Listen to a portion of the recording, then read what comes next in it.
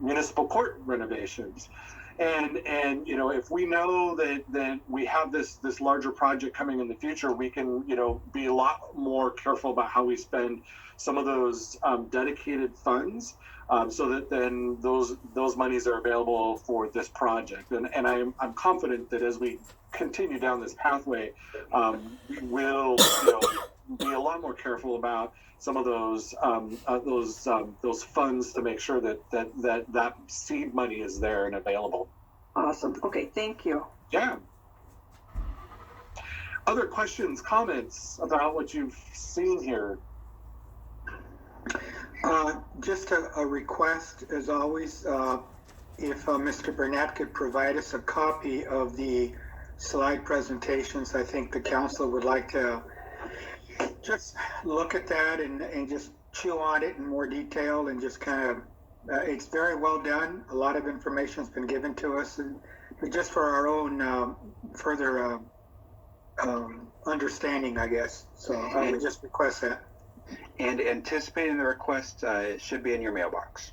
Thank you. And I would encourage council to take some time and walk around these sites, physically walk around these sites, and kind of let your imagination kind of run a little bit here before you make a final decision. Because as Administrator Burnett mentioned, if we are able to even make this decision that this is the site that we're going to move ahead with continued planning, that is further than any council has gotten in the last 20 years. And so, we don't want you to rush into that decision.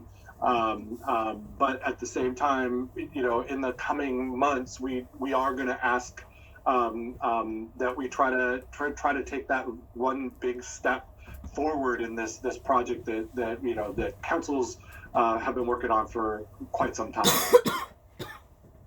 Sounds good. Additional comments? Yeah. All right.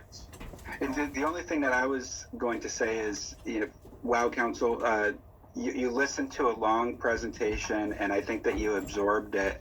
I'm really optimistic that this council is going to be able to make a lot of headway on this project. I mean, not every council would have let us continue with that conversation. Well, like you said, it's long overdue. Yeah. Right. Well, and we want to be intentional about the planning process, which is why we have Janelle Dixon into this process as well. And we've been working on this for 20 years. There's no reason to hurry at this point. But at the same time, we are reaching that kind of tipping point, that crossroads, if you will, where, we can't do a whole lot more until we say, all right, fine, this is the site that we're going to move forward with. For all its faults, right? And so that was kind of part of the purpose of this presentation. Get you up to date with what's going on one hand, but also to kind of dream a little bit on the other hand. So if there are no more comments here, we can move on. All right, we'll move on. Item E is mayor's reports, and I have nothing for this week. So, council reports. Council, do you have anything to report to your fellow council members? Yeah, this is Council Member Porter. I attended the monthly Fire District 7 meeting last Thursday. 3 highlights just for the good of the order, I guess, as far as those of us on the council and the staff. Fire District 7 is helping out currently right now with COVID-19 testing. They're helping them 5 days a week. Over 90% of the District 7 personnel volunteer to help out with that. So I'm sure you're aware that the health department is doing a lot of COVID testing. They did pause for a few days because of all the smoke, but they're back to doing it again. And they basically do it, I believe, 4 days a week. I think they take Wednesday off for refurbishing and all this other stuff. But anyhow, they acknowledge Fire District 7 and they kind of tip their hat. So that's one of the things they're doing. There's a new lieutenant that takes a new position October 1st, and that is Ben Russell. Ben Russell is the oldest son of former Chief Gary Russell. And then there's been an interlocal agreement made between Fire District 7 and the Lummi Nation as far as Fire District 7 providing fire department support to them, especially around the Lummi Casino area. So apparently they've worked out some kind of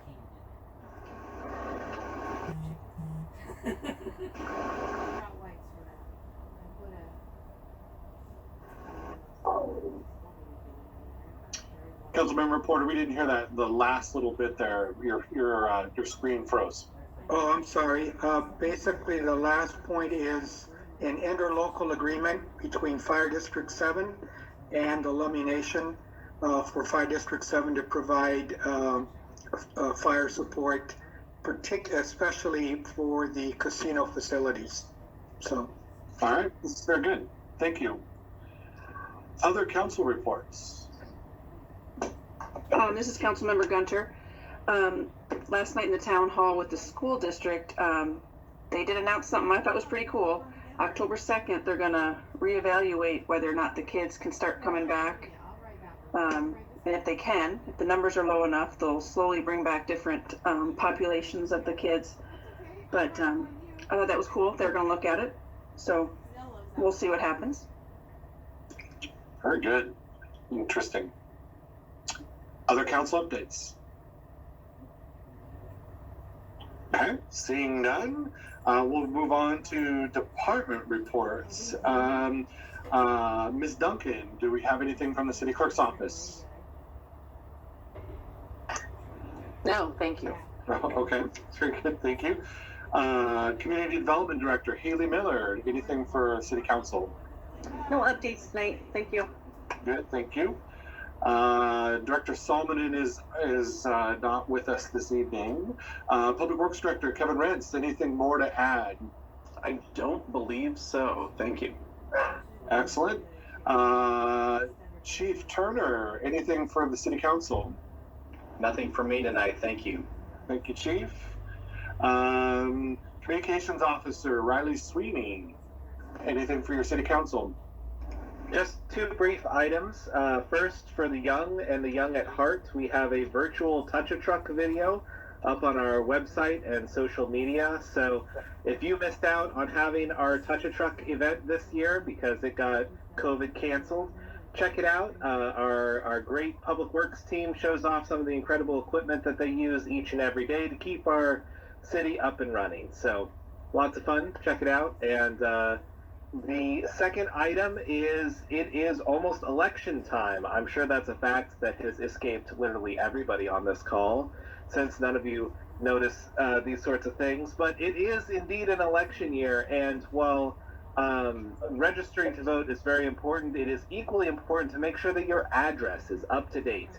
Luckily, there's an easy way to do that. You can go to votelaw.gov and confirm that you are registered and that your address is good to go. And that is essential to do because they are printing and mailing those ballots by the second week of October. So check it now, and if it's not updated, make sure that it's up to date, because we want every Ferndale voter to be a voter.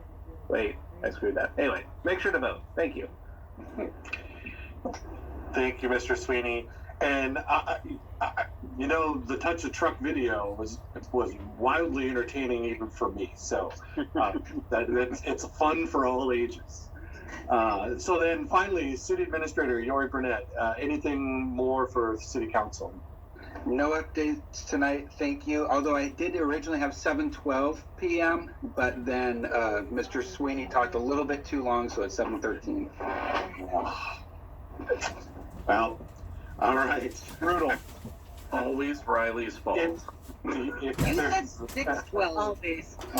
I told Haley earlier 7:12, and then she reminded me it started at 5, and I said, well, it's going to be 7:12 then.